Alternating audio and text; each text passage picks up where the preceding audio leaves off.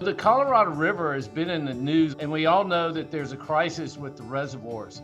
But where exactly are we? What's the real truth here? There's a famous curse of unknown origin that says, may you live during interesting times. And it's not meant for you to be well, it's meant for bad things to happen.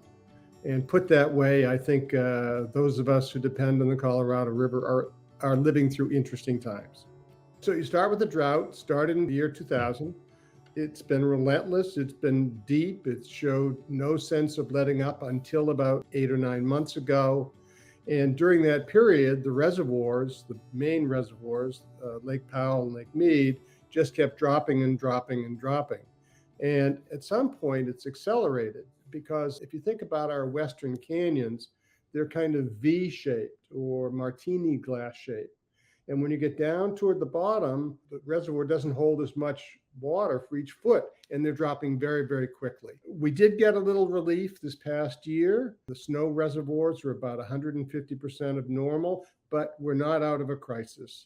That's just a blip on the screen. It gets us through one more year, gives the states a little more time to adjust.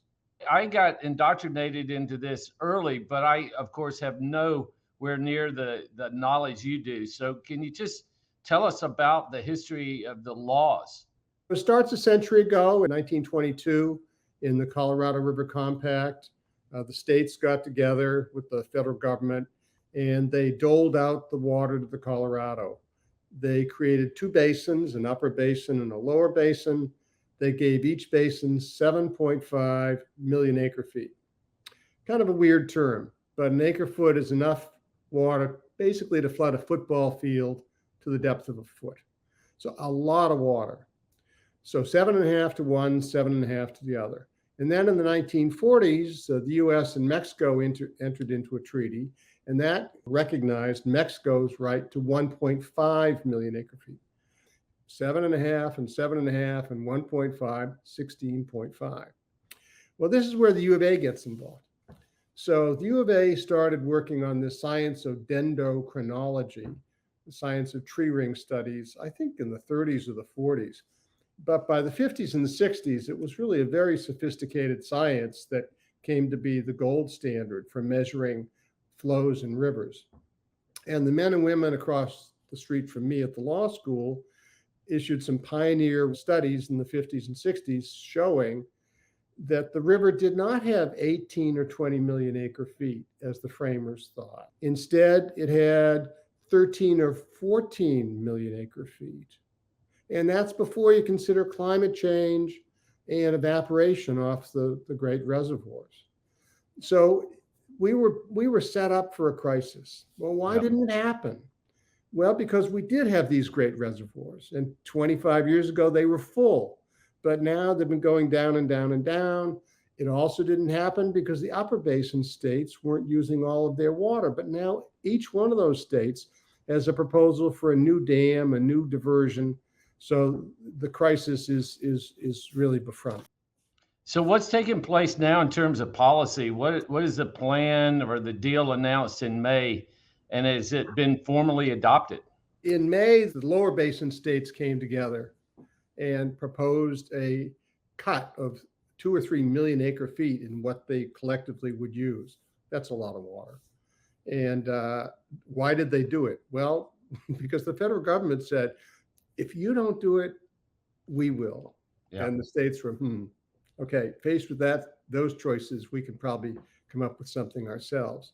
It's a short-term plan because they're operating under an agreement that was signed in 2007, but it expires in 2026. Right.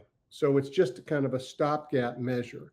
And when the negotiations commence for that agreement to be renegotiated, all the 7 basin states will be involved, and it'll be tough to come up with that much water.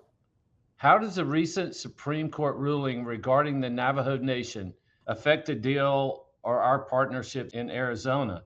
And what do we think about the possible future impact? I am very, very disappointed by the court's ruling last spring in the Navajo Nation case.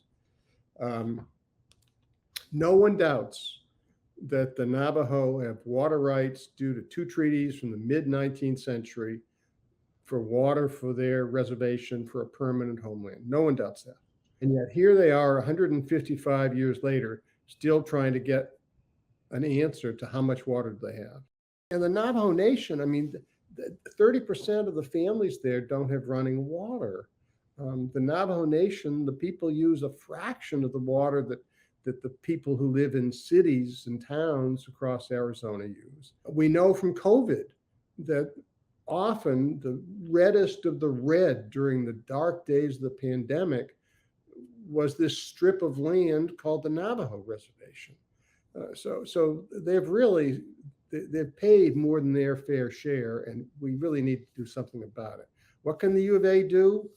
Well, the U of A has a lot of strong programs. The Howard Institute has a couple of strong programs with the Navajo Nation, and U of A has programs with other tribes. I think staying the course and offering help as best the U of A can do is really critical.